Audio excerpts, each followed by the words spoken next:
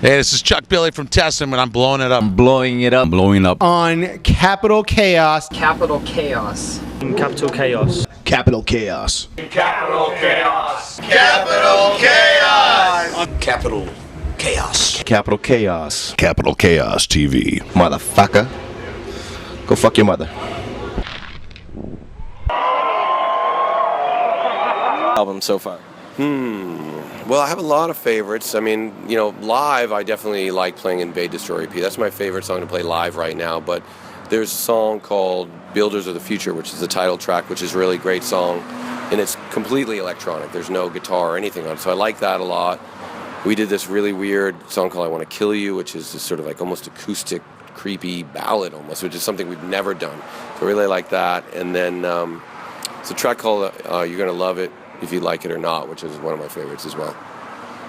So you guys have been touring since early April, and you're almost done with the tour. How have the crowds been responsive to the new material? It's been really amazing. The thing is when you have a new record coming out and no one's heard the songs yet, you're hesitant to play them live, because you run the risk of people losing interest but it's crazy. Like, we're playing 4 new songs in the set, which is a lot for a new album, and the response is, the people are going off to the new songs as hard as they are to the singles and the songs they've been listening to for years. So it's really surprising how well it's going. That must really reinvigorate you as far as like a musician, and getting out on tour and seeing these fans really appreciate the new stuff. What are you looking forward to most with this new album release?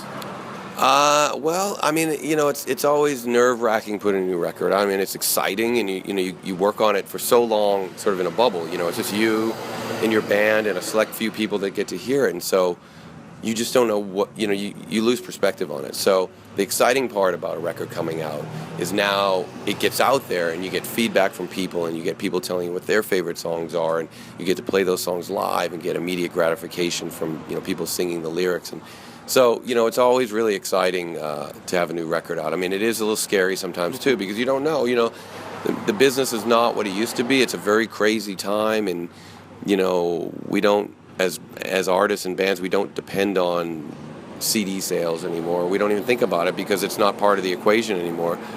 So for us, it's really just about the live show and getting out there on the road and playing for everybody and just spreading the word that way. Do you think that's how music's changed? Let's say from the 90s, we had Napster come in, and then, with the expansion of the internet and the access to the information, people being able to get it. So do you think that live element is what's going to really captivate people more and keep them interested? Well, I think it's always been the heart, the heart of what a band should be. I think the problem is what happened is, bands could become very popular and successful without having to have a good live show because they had, a fancy video on MTV or their single, they got the best producer to put it together for them and they got on the radio. But these days you can't really rely on that anymore, because there is no more MTV, there's no music on MTV, and the radio isn't as powerful as it once was. And so I think at the end of the day, it's kind of come full circle, and it's really about being the best live band you can be. And that's what I always tell, I always get bands asking me what, advice or anything, and I'm always just like, just be a great live band, because you can't replicate that. You can't digitally download a live you can't recreate that on your computer. So, I always find that's the most important thing. How are you able to keep the flame of inspiration in creating music after 25 years? As a musician myself, I have trouble at times, finding, my muse and being able to create. How are you able to keep it going? Yeah, it's sort of a weird thing. I don't know. It's like, I always finish, you always think like, that's it. I got nothing else. Like, how many more songs can I write? How many more records can I make? And then all of a sudden, you're in the shower, you're driving your car, you're at lunch, and then something pops in your head. I feel like I don't usually go looking for the ideas. I feel like they just you have to just be open. And as long as you stay open and you stay enthusiastic about what you do and who you are, those ideas find you, So it is pretty crazy. I always feel like I got nothing left. But then all of a sudden, inspiration strikes, and then you get all excited to do it again and again and again. And until that feeling goes away, I'll just keep doing it. I feel like you have to listen to yourself. And if it becomes not fun and it becomes a struggle, or you just don't have any more ideas, or you have to go find somebody else to write you a song, then maybe that's the time to hang it out. But I luckily haven't hit that yet. And in some ways, I feel like I'm just figuring it out after all these years. I'm just like, oh yeah, okay, that's how you write a song, after all these years. So hopefully I've got a few more in me. About the past record, who came up with the idea to change the name from Blood Splat Rating System to Mega Kung Fu Radio? Oh my God, that's so long ago. I'm sure it was me. I'm sure I can't. I think what happened was we had that original record as an independent Blood Splat Rating System, and then we re-released it once we signed to DreamWorks, where we added some songs onto it. And if I'm remembering correctly, the song Mega Kung Fu Radio is one of those songs that we added on, and probably at the time I thought it sounded really crazy and cool, so we just, we wanted to, and we also wanted to make the major label album feel different than the independent, so we changed it up a little bit, but God, I can't remember exactly how that went down. It was like 10,000 years ago, so. Tell me a little bit about your what you said, your biggest hit tonight, The Stars Revolt. Yeah. Can you talk to me a little bit about that record and just the process of making that? Yeah, I mean, that was a record no one knew it was going to be popular. In fact, I remember making that record. We had done Mega Kung Fu Radio, and we had done a lot of touring, and we built a little solid fan base, and then it was time to make another record. And if at that time, I really I wanted to do something different. I wanted to, when you look at Mega Kung Fu Radio, it's very much sort of like organic, almost rap, funk, And I was like, I want to switch it up. I want to do something, and that's where I had the idea to do like the whole science fiction thing and dress, like just make the band a little bit more. I don't like the word theatrical, but you know what I mean. Like just more image intensive, and make videos that were like, dreams that I had as a kid, to make these crazy over the top videos. And so we started to construct that album with the songs and the images, and the record label looked at us looked at me like I was insane. They're like, what, are you fucking crazy? Like, this is ridiculous. And I remember one day I got sat down by my A&R guy in his office, and he started playing me Deftones videos.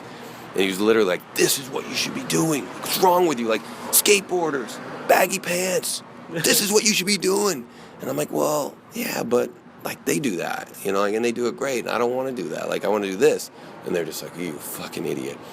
And I remember doing like photo shoots, all dressed up, and them just shaking their heads.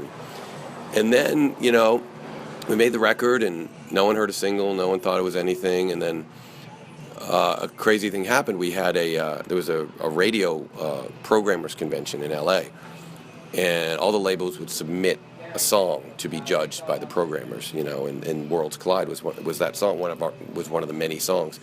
And it got chosen by the program directors as the best song of the convention. So suddenly we were geniuses, and we had a hit, and everybody was all enthusiastic about the record. But that's how it goes. Like, sometimes, that's why, you have to always believe in yourself as an artist and as a band member or anything in life, because the reality is most people are going to look at you like you're doing it wrong. They're going to, they're going to look at you like you're crazy, especially if you're trying to do something outside the box. So you always got to believe in what you do, and hopefully people will catch up and dig it, Any final words of advice for any fans or friends or anybody listening? I mean, just an extension of what I just said. I really think that, like, when it comes down to it, it's very easy when you're trying to create something, and you're also creating something for people to, for public consumption, to get confused as to, like, how to do it. It's easy to think, well, maybe we should be doing this because this band's doing that and they're really popular, or we should do this. And I feel like if you do that, you're just going to drive yourself crazy, and you're never going to get anywhere. I think you have to remain enthusiastic about your own vision and just follow it. I mean, listen to people, take advice. If somebody, if 100 people are telling you this is terrible, then maybe it's terrible. But the reality is, it's important to believe in your vision and stick with it, and just keep working, because no one's going to believe in it for you. You have to do it yourself. So. Well, I'm going to let you get out of here with Attack of the Flies. Yeah, I know. Invade, destroy, repeat. Blowing it up. Blowing it up. Blowing up. On Capital Chaos. Capital Chaos. Capital Chaos. Capital Chaos. Capital Chaos. Capital Chaos. Capital Chaos. Capital Chaos. Capital Chaos TV. Motherfucker. Go fuck your mother.